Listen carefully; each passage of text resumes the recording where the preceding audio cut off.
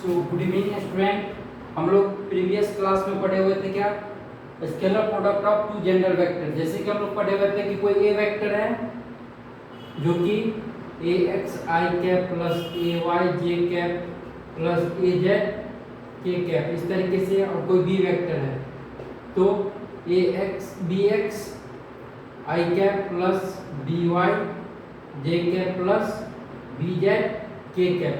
तो इन दोनों का जो डॉट करते थे, जनरल वेक्टर मतलब स्केलर प्रोडक्ट करते थे, डॉट प्रोडक्ट करते थे, तो क्या होता था ए एक्स बी एक्स ए वाई बी वाई ए जेड बी जेड। तो इस तरीके से इस क्वेश्चन को सॉल्व करना है। देखिए क्वेश्चन क्या है, कह रहा ए वेक्टर है कोई आई कैप प्लस 2j कैप और बी वेक्टर है 2i माइनस 3j कैप।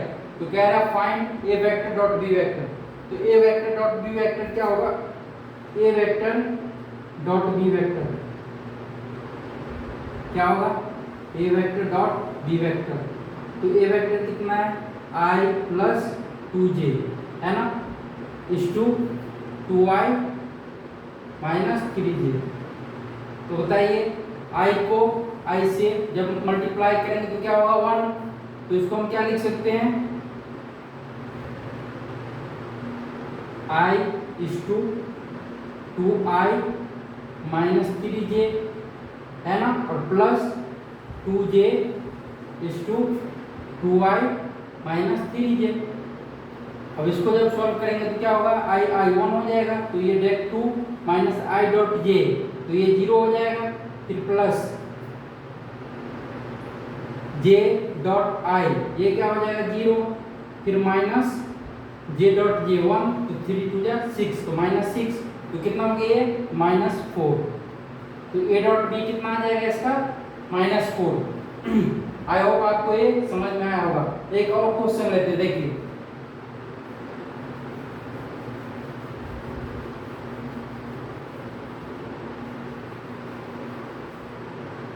तो एक क्वेश्चन इस तरीके से कुछ कह रहा, इफ ए वेक्टर जो है वो कितना है, A vector equals to 2i plus 2j plus k है ना, और बी वेक्टर कितना है, B vector i minus j है ना। तो कह रहा है कि angle between A and B vector, A और बी वेक्टर के बीच में एंगल कितना होगा, find angle between A vector and B vector. तो बताइए ए डॉट बी अगर करते हैं तो क्या होगा, A dot B vector equals to A vector B vector cos theta है ना, और ए वेक्टर का मैग्नीट्यूड कितना हो जाएगा, अगर हम ए वेक्टर का मैग्नीट्यूड लिखते हैं तो ए वेक्टर का अगर मैग्नीट्यूड लिखते हैं तो ये क्या हो जाएगा रूट अंडर,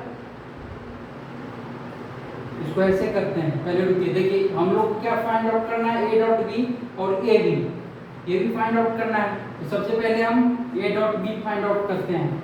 तो ए डॉट बी क्या हो जाएगा 2i plus 2j plus k है ना, ये a है, और b क्या है i माइनस j, ये b है, इक्वल्स टू ए वेक्टर का मैग्नीट्यूड। तो ए वेक्टर का मैग्नीट्यूड क्या हो जाएगा, ए वेक्टर का मैग्नीट्यूड रूट अंडर ए एक्स स्क्वायर प्लस ए वाई स्क्वायर प्लस ए जेड स्क्वायर, 2 का स्क्वायर प्लस 2 का स्क्वायर प्लस 1 का स्क्वायर, तो ये कितना हो गया 9, तो ये 3 हो जाएगा ए वेक्टर का मैग्नीट्यूड। और बी वेक्टर का कितना हो जाएगा, बी वेक्टर का मैग्नीट्यूड अगर लिखते हैं तो क्या हो जाएगा रूट अंडर 1 का स्क्वायर प्लस इस टू माइनस 1 का स्क्वायर है ना, तो ये कितना हो जाएगा रूट अंडर 2। तो अगर हम यहाँ पे लिखते हैं तो ए कितना आ गया 3 और बी कितना आ गया रूट अंडर 2 cos थीटा है ना। तो ये देखिए डॉट प्रोडक्ट कीजिए तो कितना हो जाएगा ये 2 और ये माइनस 2 है ना, जे से जे मल्टीप्लाई करेंगे तो 1 होगा, माइनस प्लस माइनस, तो 2 और k है ये, तो ये 0 हो जाएगा, equals to 3 root under 2 cos theta. तो ये कितना हो गया 0 upon 3 root under 2 equals to cos theta है ना। तो थीटा यहाँ से क्या आ जाएगा 0 डिग्री, किस कंडीशन में 0 होता है cos इनवर्स 0 आ जाएगा, तो ये थीटा इक्वल टू कितना आ जाएगा, π/2 90 डिग्री। तो इस तरीके से एंगल फाइंड आउट करते हैं हम लोग ए और बी वेक्टर के बीच में।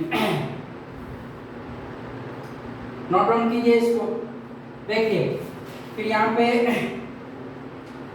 एक और प्रॉब्लम है, ये कल करवाएंगे। आज हम लोग पढ़ते हैं क्या, वेक्टर प्रोडक्ट। ठीक है, तो आज हम लोग पढ़ते हैं वेक्टर प्रोडक्ट और न्यूमेरिकल से रिलेटेड कल एक और करवाएंगे हम। देखिए, तो वेक्टर प्रोडक्ट क्या होता है, क्रॉस प्रोडक्ट हम लोग पढ़े होते, क्या था वो, A dot B sine A dot B cos theta था ना। और वेक्टर प्रोडक्ट, इसको क्रॉस प्रोडक्ट से भी हम लोग जानते हैं। तो देखिए, वेक्टर प्रोडक्ट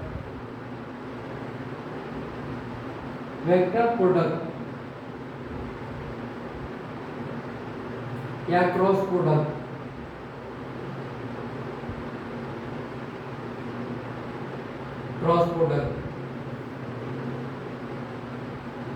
ठीक है। तो जैसे कि हम यहाँ पे वेक्टर प्रोडक्ट लिखे, तो A vector cross B vector क्या हो जाएगा, A B sine theta N cap unit vector. ठीक है, तो इसको ए क्रॉस बी वेक्टर करते हैं तो क्या आता है, A B sine theta N cap. ठीक है, ये देखिए आप कैसे आएगा ये। जैसे कि मान लीजिए ये कोई ए वेक्टर है, ठीक है, और ये बी वेक्टर है ना। अब हम इस वेक्टर को क्या करते हैं, इस वेक्टर के ऊपर परपेंडिकुलर एक ड्रॉ करते हैं। ठीक है, पहले हम क्या करते हैं, इस वेक्टर का एक परपेंडिकुलर ड्रॉ करते हैं, तो ऐसे आ जाएगा ना। तो इसको अगर हम लिखेंगे तो ये क्या हो जाएगा, अगर ये एंगल थीटा है तो ये क्या हो जाएगा, बी साइन थीटा है ना। और इसको अगर हम परपेंडिकुलर यहाँ से ड्रॉ करें उस पे, तो ये क्या होगा, ऐसे कुछ होगा ना, ये परपेंडिकुलर ड्रॉ। तो ये क्या हो जाएगा, ये जो होगा ये क्या होगा, ए साइन थीटा है ना।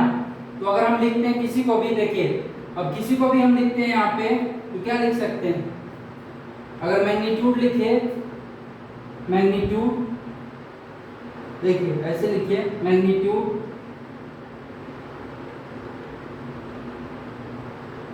Magnitude A vector cross B vector का, तो क्या हो जाएगा, A B sine theta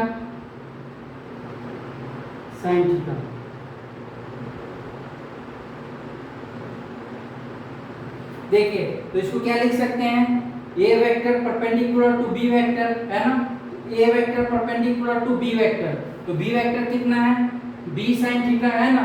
A vector perpendicular to B vector, तो बी साइन थीटा है ना। A vector perpendicular to B vector है ना, तो ये क्या है, ए डॉट बी परपेंडिकुलर है, तो ए बी साइन थीटा। और यहाँ पे ये भी कह सकते हैं, B vector is perpendicular to A sine theta है ना, तो ऐसे भी कह सकते हैं। तो ए क्रॉस बी को हम इस तरीके से भी बोल सकते हैं और इस तरीके से भी बोल सकते हैं, B perpendicular to A vector. ठीक है, तो एन कैप क्या होता है यहाँ पे, जैसे कि एन कैप लिखे, ये क्या है, unit vector to represent direction of A cross B. क्या है ये, unit vector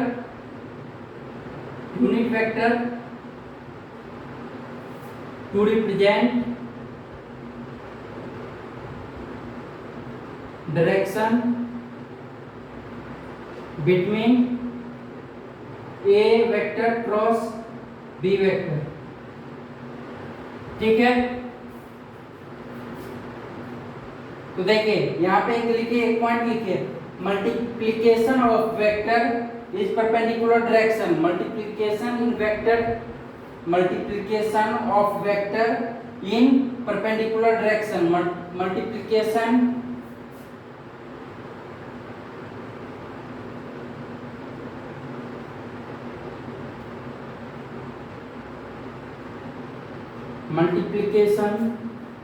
of vector in perpendicular direction multiplication of vector in perpendicular direction, ठीक है। तो डायरेक्शन ऑफ यूनिट वेक्टर को कैसे फाइंड आउट किया जाए, मतलब ये है यूनिट वेक्टर को डायरेक्शन को कैसे फाइंड आउट किया जाए, तो इसको फाइंड करने का रूल है, ठीक है। अभी हम डिस्कस करेंगे, इसको नोट डाउन कीजिए।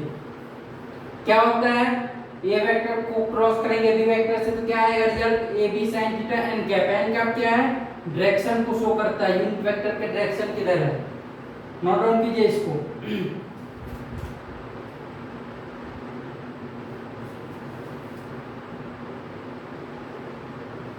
तो चलिए देखिए आगे, अब डायरेक्शन कैसे फाइंड आउट करते हैं ये बताते हैं।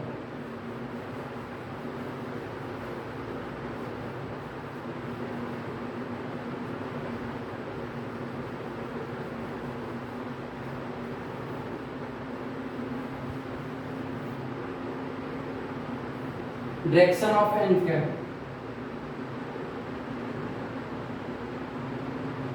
Direction of N cap, right hand thumb rule से इसको क्या करते हैं, डायरेक्शन को फाइंड आउट करते हैं। राइट हैंड थंब रूल,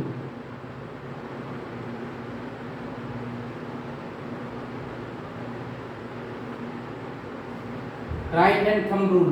देखिए जैसे कि कोई भी वेक्टर है, ठीक है, मान लीजिए कि ये वेक्टर है, ठीक है, और दूसरा ये वेक्टर है, ठीक है। तो हम क्या करेंगे, फर्स्ट वेक्टर पे अपना राइट हैंड को प्लेस करेंगे, ये राइट हैंड है, फर्स्ट वेक्टर पे प्लेस करेंगे और इसको क्या है एंटी क्लॉकवाइज के डायरेक्शन में हम इसको रोटेट करेंगे, ठीक है। तो जब एंटी क्लॉकवाइज के डायरेक्शन में रोटेट करेंगे तो क्या शो करेगा, आउटवर्ड डायरेक्शन, और जब क्लॉकवाइज के डायरेक्शन में शो करेंगे रोटेट करेंगे तो इनवर्ड डायरेक्शन शो करेगा। देखिए ये हम ऐसे रख दिए, ठीक है। अब ये थंब किधर जा रहा है, ये डायरेक्शन को शो करेगा, तो ये हैंड को ऐसे प्लेस कर दिए। अब इसको देखिए बी वेक्टर की ओर हम टर्न कर रहे हैं, तो ये किधर की ओर बता रहा है डायरेक्शन, बाहर की ओर, आउटवर्ड। तो आउटवर्ड को कैसे डिनोट करते हैं हम लोग, डॉट से। अब जैसे कि ये है बी वेक्टर मान के जाओ, हम ए वेक्टर की तरह अगर मूव करेंगे तो ऐसे देखिए अंदर की ओर ऐसे जाएगा, तो ये अंदर की ओर जा रहा है ना, ये देखिए इस तरीके से अंदर की ओर ये जा रहा है, तो ये इनवर्ड डायरेक्शन को शो करेगा। तो यहाँ पे लिखिए clockwise and anti clockwise sense, clockwise and anti clockwise,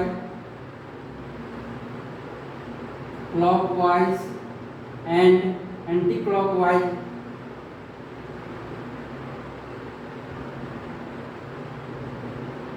anti clockwise sense, sense. जैसे कि क्रॉस प्रोडक्ट क्या क्या शो करेगा, ये क्या सेंस करेगा, इनवर्ड है, इनवर्ड, और ये डॉट प्रोडक्ट आउटवर्ड। आप लोग देखते होंगे कि ट्रेन पे क्रॉस साइन रहता है पिछले बोगी पे, तो वो क्या शो करता है, हमसे दूर। तो ये आउटवर्ड क्या शो करता है, हमसे दूर, मतलब अवे फ्रॉम द ऑब्जेक्ट। तो जैसे यहां पे लिखते हैं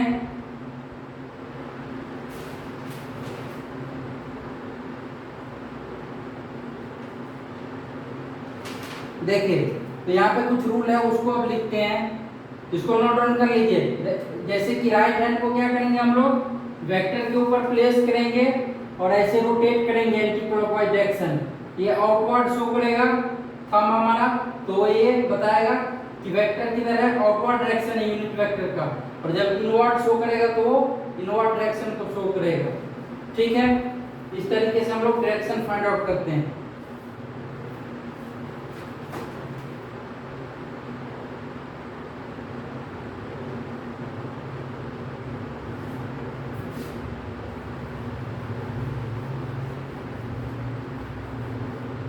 देखिए अब यहाँ पे पॉइंट लिखिए, A vector cross B vector is perpendicular to the plane of both vector. A vector cross B vector is perpendicular to the both vector. Is perpendicular to the both vector. ये A vector है और ये B vector है, और ये जो हो गया ये क्या है, A vector plus B vector है ना। तो सी वेक्टर क्या है, C vector A vector plus B vector.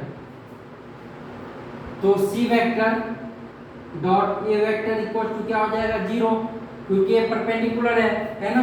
क्या कह रहा है, A vector cross B vector is perpendicular to the plane of both vector. दोनों वेक्टर के प्लेन जो है वो एक दूसरे के क्या परपेंडिकुलर है। तो A dot B, A B cos theta लिखते हैं तो 90 डिग्री के केस में 0 आता है, तो इसीलिए परपेंडिकुलर शो करता है। जैसे कि अगर हम लिखे c डॉट b वेक्टर, तो बताइए ये क्या है, c dot b vector equal to 0। तो c vector is perpendicular to b vector, है ना, यही चीजें बता रहा है ना। जैसे कि अगर कोई पूछे आपको कोई c वेक्टर है dot a vector plus b vector, तो दो वेक्टर का सम क्या होता है, वेक्टर होता है ना। तो मान लीजिए कि ये कोई d वेक्टर आया, ठीक है, तो c vector dot b vector, C vector dot B vector अगर करेंगे तो ये क्या होगा, अगर क्रॉस करेंगे C vector cross D vector, अगर इसके equal to C vector dot D vector अगर करें इक्वल टू 0 आ जाए, मतलब ये दोनों क्या है, परपेंडिकुलर, तभी तो ये शो कर रहा है कि इक्वल टू 0 है। जैसे कि अगर ऐसे रहे C vector dot is to 2a vector minus 3b vector equal to 0, मतलब C vector is perpendicular to 2a minus 3b vector, ये चीज बता रहा है ये। और एक और इसका प्रॉपर्टी है, ये लिख लीजिए, a vector cross b vector equals to minus b vector cross a vector, ऐसे लिख सकते हैं हम इसको। तो आई होप आपको ये समझ में आया होगा। ये क्या बता रहा है, a dot b vector equals to 0, a vector perpendicular है b वेक्टर पे, ठीक है। c vector dot b vector equals to 0 means c vector is perpendicular to b vector या b vector is perpendicular to c vector, ऐसे भी बोल सकते हैं। जैसे कि c vector dot a vector plus b vector equals to 0 means c vector is perpendicular to a vector plus b vector. दो vector का सम क्या होता है, वेक्टर, स्केलर नहीं होता है, ठीक है। उसके बाद अगर हम यहां से देखें तो देखिए c vector dot 2a minus 3b vector, subtract भी दो वेक्टर का क्या होता है, वेक्टर ही। तो ये अगर इक्वल टू 0 है मतलब ये क्या है, थीटा इक्वल टू 90 डिग्री, तब ये 0 होगा ना। और फिर a cross b vector equal to minus b cross a vector, ठीक है। आपको हम डायगोनल में ये चीज बताए भी थे, आई होप आपको समझ में आया होगा। Thank you. नेक्स्ट लेक्चर कल हम करेंगे इससे आगे कुछ प्रॉब्लम करेंगे वेक्टर प्रोडक्ट पे, ठीक है। उसके बाद कंपोनेंट ऑफ स्टैंडर्ड यूनिट करेंगे, फिर cross product of two general vector कैसे करते हैं, फिर डिटरमिनेंट मेथड सिखाएंगे आप लोग, ठीक है। तो आज के लिए यहीं तक रहने देते हैं, थैंक यू।